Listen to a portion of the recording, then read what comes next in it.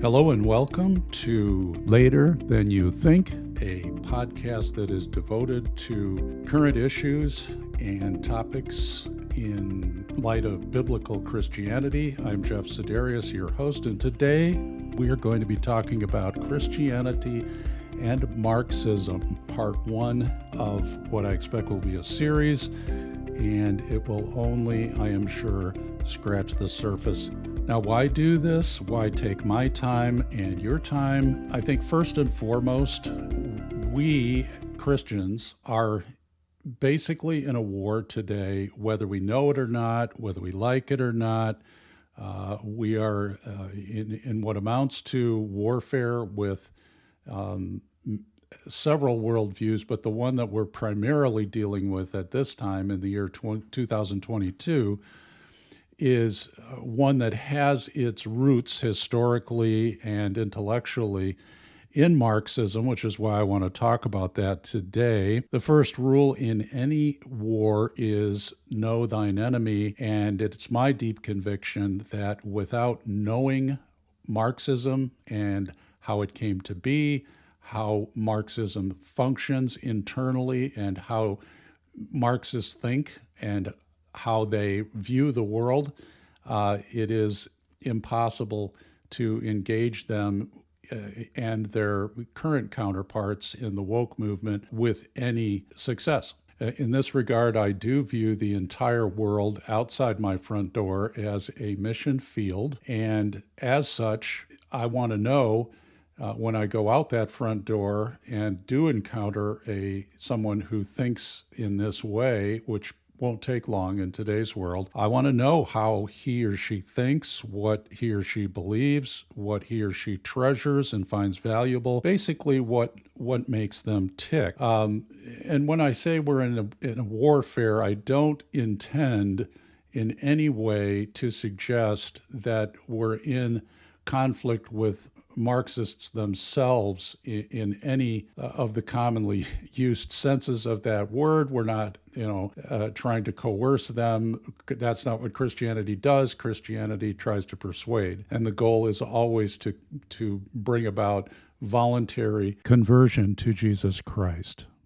So I would want to be guided by two scriptures, and there are many, I think, that are relevant here, but these two in particular. Colossians 2, verse 8, see to it that no one takes you captive through philosophy and empty deception in accordance with the elementary principles of the world, rather than in accordance with Christ. And then 2 Corinthians 10, verse 4, for the weapons of our warfare are not of the flesh, but are divinely powerful for the destruction of fortresses. And clearly in that verse, in context, Paul is referring to philosophical and intellectual fortresses. So my prayer today is that even though we cannot answer all the questions that you might have here in this particular podcast, we can at least proceed in that spirit. The other reason why I wanted to tackle this subject is a sincere desire to help my Christian brothers and sisters, many of whom I see, and I myself have experienced this many times too, flounder in dealing with these kinds of issues. Marxism and its latest incarnation, if you will, in the woke movement, we're increasingly being confronted with this everywhere, in education, in media, online, even in churches, even in our churches. We, it seems to me, need to be better prepared than we are to address these things. And I want to say this very clearly too. By us, when I say we, us, I mean to include and not to exclude like-minded people, especially conservatives and libertarians, people of different faiths, Jewish people, classical liberals, people like Jordan Peterson, for example, many people who, while they may not profess traditional Christian faith, they're frankly horrified at what they see going on. And I don't mean to exclude them from the discussion here. And to underscore this point, I want to, before I go any farther, give credit to a gentleman by the name of James Lindsay, who is not a Christian. He's a professed atheist, but is someone who has done and is doing incredibly useful work in learning about, explaining, and interpreting traditional Marxism, its more modern variations, and how it is alive and well and very active in all of the areas of our culture that I mentioned. I recommend James's podcast. It's called New Discourses, and look up the Trojan Horse, Peter Boghossian, James Lindsay, Michael O'Fallon. You'll get the videos. Those videos are incredibly important, especially to Christian people, to understand what is going on. These gentlemen have even though they're both atheists, James Lindsay and Peter Boghossian, have an incredible understanding of Christianity and the Christian churches and what is going on as the woke movement is infiltrating the churches. It certainly was the thing that more than any other tuned me into the subject that we're talking about here today. Where do you start with this? In many ways, that's the hardest part of trying to get your arms around this. The place I landed after thinking about this for quite a while was the traditional Christian approach to systematic theology. You don't need to understand systematic theology and what that means for purposes of this podcast. But to make a long story short, Christian doctrine traditionally starts with God. And that is usually the first major subject which is addressed in any systematic theology. Who is God? God is, if you want to put it in philosophical terms that are maybe a little bit more accessible to the non-Christian, he is ultimate reality and therefore ultimate truth. His revelation of himself in two ways: number one, in nature, and number two, in Scripture, divinely inspired writings that we call the Bible. His revelation about who he is and what he has done and is doing is therefore fundamentally, at bottom, rock bottom, true and real. The Bible, therefore, is foundational, it's basic, it gives us the answer to what we know about God and about man. We know that God is transcendent, we know that he is the creator, and that man is a part of God's ordered creation. And so we start with the doctrine of God, and then we move to the doctrine of man. Those are the two main subjects that I'm going to address today. There are others that we'll get to in future podcasts, but I want to start here. I do think this is absolutely foundational to an understanding of Marxism and how it differs from traditional Christianity, Orthodox Christianity, and how it differs from Western thought more generally in the past several hundred years. Okay, for Marx, God is not part of the equation. God is ruled out of the picture, if you will, and that is done, as the philosophers say, a priori. In other words, it's out of the question before you even start. One of the major critics of Marx and his school of thought is a gentleman by the name of Eric Voegelin. We're going to talk about him somewhat. He was born in 1901. He died in 1985. He was raised in Germany. He fled the Nazis. He was very critical of the Nazis. He has some very insightful things to say about Marxism and about the religious aspects of Marxism. And I want to say that the more I study this, the more I'm convinced and it's not an original observation with me, but Marxism is a religion. And for a Christian, it's very clear that it's a false religion because it opposes Christianity on many, many key points. The first thing we need to know about Marx is that he ruled God out of the equation, if you will, out of hand. Okay, before you even start. The way Vogelin puts it is the city of God, and this gets into the doctrine of man now as well. The city of God has transformed into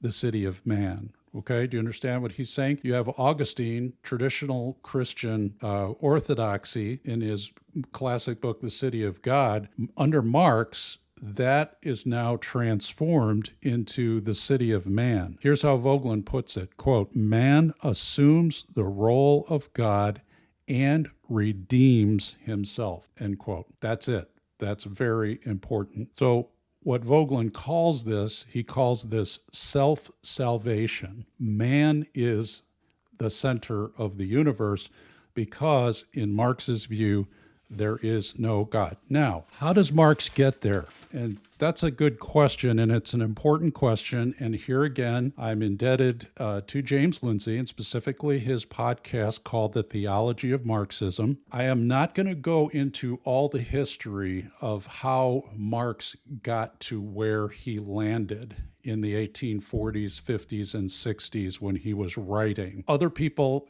have done a far better job of that history than I can ever do. But basically what you had going on in the 1840s is you had the rise of the philosophical school called modernism. It was starting to really come into its own in the 1840s and moving beyond traditional understandings of God, religious-based views of man and God and what we're all about in this world. So in 1844, Marx published his Economic and Philosophic Manuscript. I'm sorry, I'm not going to be able to give you page references on this. What Marx is saying in a word, and he's hanging his hat, so to speak, is on the concept of materialism. Only the material world exists. We must exclude God from the discussion and rule out any mention of him from the get-go. And you might say, if you're a thinking person, gee, that raises some questions for me. One of the main questions that you would think of is, okay, well, if the material world is all there is, if man and nature is all there is, you're telling me that, Marx. Well, what about the fact that I know that I didn't create myself? I had a father, and then there was a grandfather before that, and a grandmother, and so on back and back many generations. If this is all there is, how did it get here? I mean, and it's not a great leap to think the next question, isn't it possible that since I can't really explain how I got here by just simply looking at man and nature alone, isn't it possible that there was some force or being outside of nature that created me? Well, that's a natural good faith question. Let me read you how Marx responds to that question in his Economic and Philosophic Manuscript. I'm going to pick it up in the middle of a sentence. I ask, and the person who's speaking here is the questioner. Okay, Marx is answering the question. This is the questioner speaking. I ask, who begot the first man and nature as a whole? I, this is Marx speaking now, can only answer you. Your question is itself a product of abstraction. Okay, what's he saying? He's saying your question assumes something that can't be true. That there is a possibility of a world outside of nature, a supernatural realm. Ask yourself how you arrived at that question. Ask yourself whether your question is not posed from a standpoint to which I cannot reply because it is wrongly put. When you ask about the creation of nature and man, you are abstracting, in so doing, from man and nature. You postulate them as non-existent, and yet you want me to prove them to you as existing. Now I say to you, this is still Marx speaking, now I say to you, give up your abstraction, and you will also give up your question. Or if you want to hold on to your abstraction, then be consistent. And if you think of man and nature as non-existent, then think of yourself as non-existent, for you too are surely nature and man. Don't think, Don't ask me, for as soon as you ask and think, your abstraction from the existence of nature and man has no meaning. Or are you such an egotist that you conceive everything as nothing and yet want yourself to exist? End quote. Okay, what is that saying? Well, the sum and substance of it is, shut up. You're not allowed to ask that question. It's a bad question. So sit down and shut up. You have no right to ask it. Now, Vogelin, in his book Science, Politics, and Gnosticism, we're going to get to the Gnosticism part in a little while, calls this an intellectual swindle. He's very tough on Marx. He says it's an intellectual swindle. I will leave it to you to decide for yourselves on that one. But let's acknowledge that if that criticism is valid, then that means that Marxism at its basis is a severely flawed, if not intellectually dishonest, school of thought. And Vogelin does not hesitate to go there. Vogelin then goes one step further, I think, and he describes Marxism and critiques Marxism as what he calls scientific Gnosticism. What is Gnosticism? Well, it's an ancient heresy, certainly from the Christian, Orthodox Christianity has always treated Gnosticism as a heresy. And we're going to talk about Gnosticism in more detail, specifically what it is and how it relates to Marxism. But basically, for purposes of this point, it's claiming to have special knowledge. In other words, Marx is saying by trying to shut down the questioner who wants to know, could there not be a point of origin, a creator outside of the material universe? He's basically saying, shut up, you don't have the special knowledge. We've got the special knowledge and you don't. And unless you have the special knowledge, you can't understand these things. This teaching that Marx is putting out, having to do with God and his complete expulsion from this entire material world, and thus to Marx, the entire universe. What does this mean for the doctrine of man? Well, here I'm going to try to make a somewhat long story short, but Marx ends up saying and advocating strongly that really man is God. Man assumes the place of God for Marx. And this is especially true when we talk about, and Marx talks about, man as the creator. Okay, remember, God, the creator God, is not in the picture here. So man has to be the creator. And Marx says, yes, he is. He is the creator. Man creates nature, Marx says.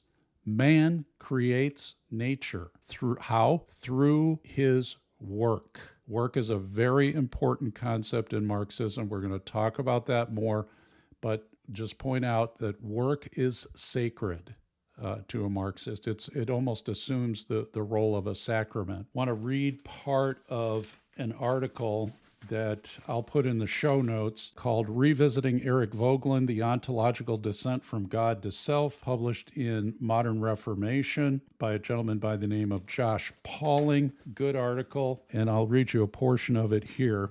And this is Pauling talking about Marx's putting man at the center of everything and putting man in the place of God. Quote, "There is also great irony here. A loss of belief in the divine leads to a lower, de-divinized conception of man. You might say a lower, debased conception of man going on. But paradoxically, when the divine reality is lost, man is put in the place of the lost divine reality, which alone grounds the reality of man, so that in place of the ground of being, that is God, as the cause of being, man as the cause of being advances to the point of exaggeration in the idea that man must be the creator of the world." He's quoting Eric Vogelin there. "When the divine is lost, man's unique status as divine image bearer is lost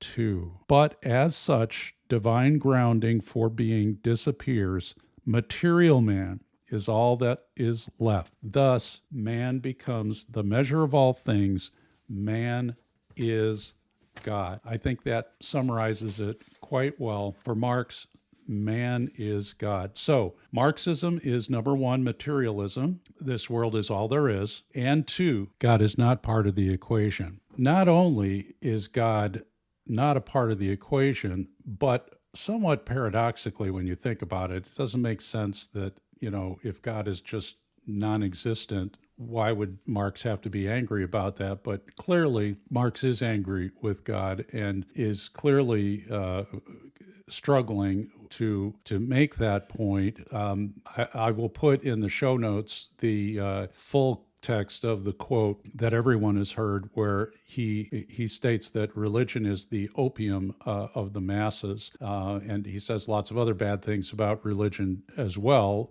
in many places in his writings. But what he means by the opium of the masses is that, in his view, religion numbs the masses to the suffering, the oppression that they are experiencing from various unjust economic forces. And so therefore, religion is a bad thing.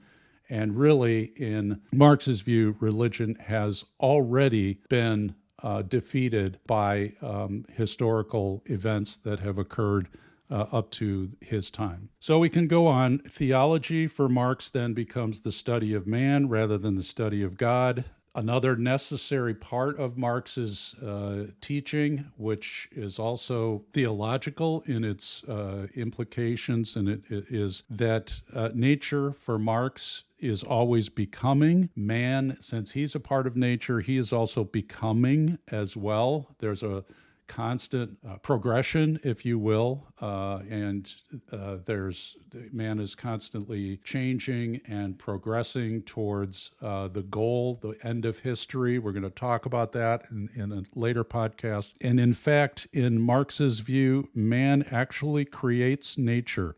Here's a quote from Marx himself. Quote, "In the process of creating nature, man also created himself to the fullness of his being. Therefore, all of so-called world history is nothing but the production of man by human labor." Okay, very, very important perspective there on how Marx views and how his teaching views man, nature.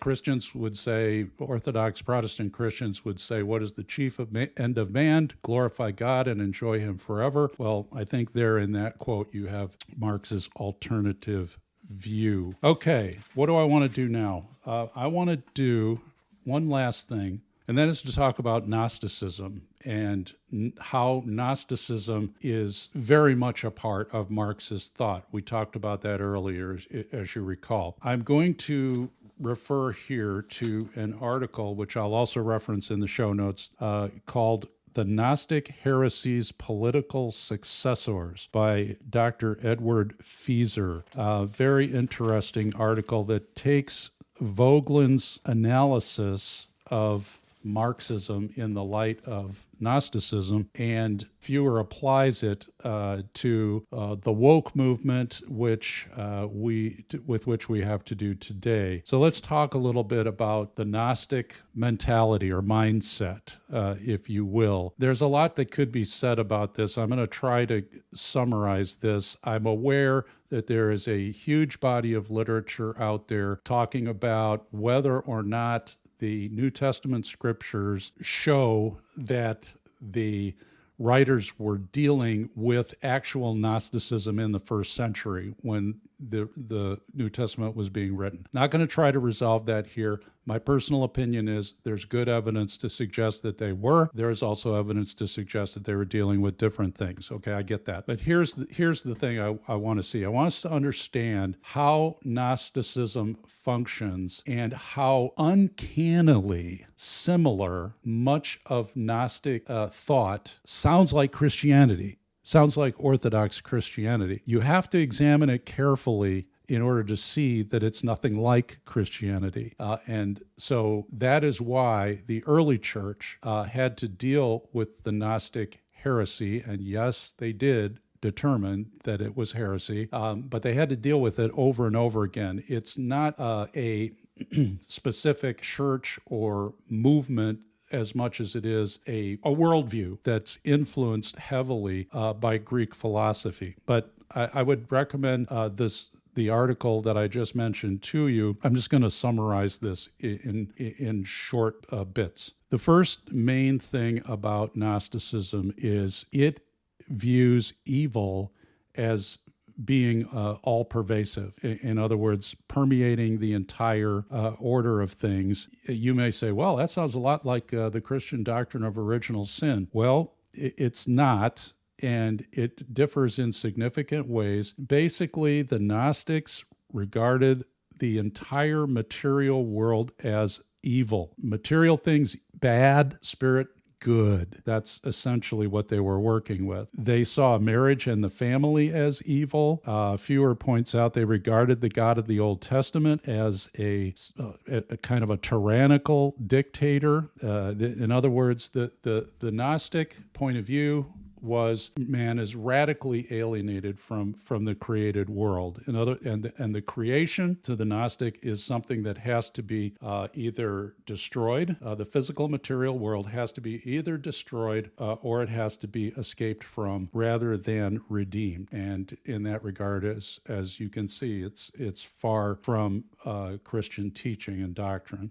The second thing to know about Gnosticism, and this is, I think, far and away the most important, it's the one we alluded to earlier. The Gnostic mentality holds that only one of the chosen few who have received special knowledge can see through the illusionary appearances of things, the material world, to the reality of the terrible and irredeemable evil that is in the world. So what we're talking about is secret knowledge, and only the initiated can have it. And there's various kinds of special ceremonies, initiation rituals, and various things that Gnostics have used over the years to initiate people into this secret knowledge. But this is radically different from Orthodox Christianity, because in Orthodox Christianity, we can know God through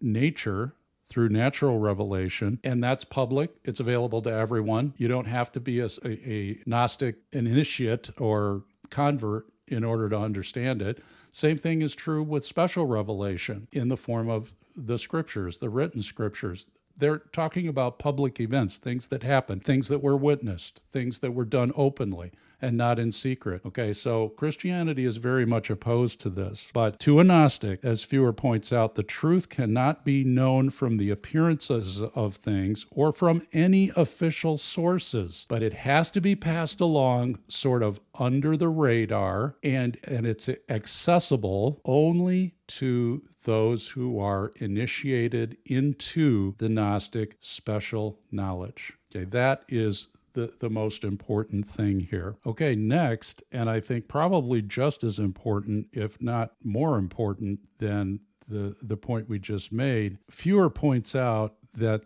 the Gnostic lives in what Eric Voegelin called a dream world. Let me quote this to you. The Gnostic, I'm quoting Fewer now in his article that I just referenced, the Gnostic sees the manifestation of evil forces everywhere. He inverts common sense and everyday morality, seeing these as reflective of the evil order of things and the sinister forces behind it. Nothing that happens is taken to falsify his beliefs, because any bad effects are interpreted as merely further manifestations of the evil forces rather than reflecting any defect in the Gnostic's belief system.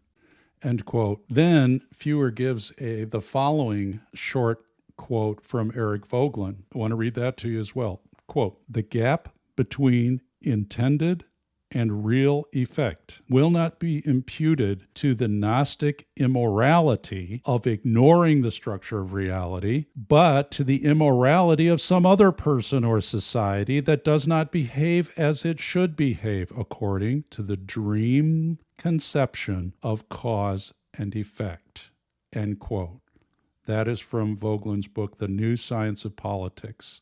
I think it's very obvious here that, this is reflective of Marx. We saw him reflect this in his "Don't Ask Any More Questions" response to the question about origins and creation. And we hear the same type of thing in our public discourse today. And so I think Vogelin and Feuer have proved, really, that Marx was very much a Gnostic in his theology. That is, I think I will leave it to you to apply that, and I think you can do it readily. I do want to say that I want to do one other thing, which is the last comment from the Feuer article. There is an end of history element here, of course, and we're going to talk about that next time. But as Vogelin, this is Feuer speaking, as Vogelin famously puts it, modern forms of Gnosticism immanentize the eschaton. Okay, what does that mean? Well, in Christian thought, the eschaton is the next world,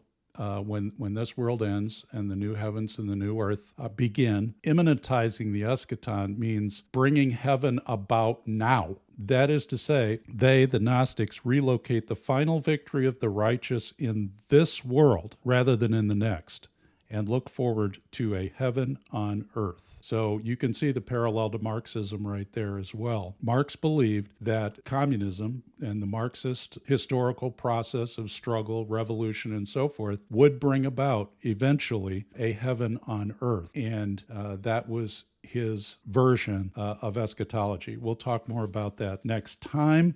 I do want to say we're going to also talk next time about sin and salvation, as well as talking about the end of history. I want to thank you for listening today. I want to leave you with one last thought that might be considered an application.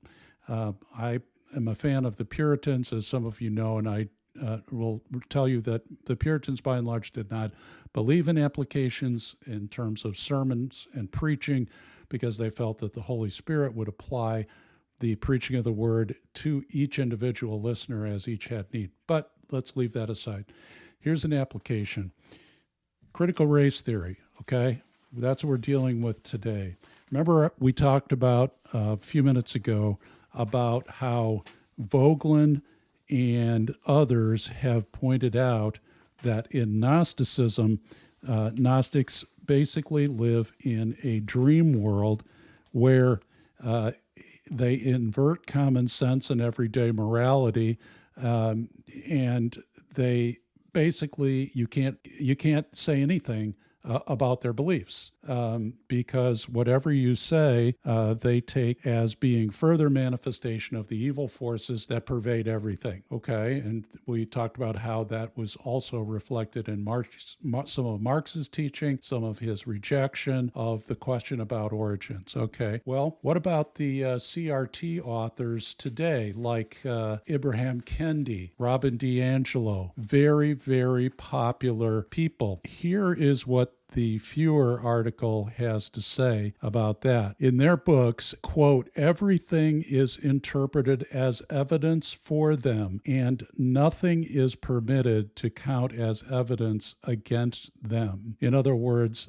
any evidence that someone might want to bring against them is labeled racist, and so it's rejected out of hand. And we're going to talk about why that is a little bit in the future. But the best way to think about, and this is not my idea, this is in the Feuer article, which I think is well worth reading, it's not rational argumentation that compels people such as Kendi and DiAngelo. He says they are essentially Gnostic preachers. Their reliance on inflammatory rhetoric, preemptive dismissal of all criticism as racist, and insistence on putting the most sinister imaginable interpretation on every aspect of social life create a dream world of exactly the kind Vogelin describes. That's where I want to leave things for today. I think hopefully we've gotten to a better understanding of at least some of the important teachings of Marxism,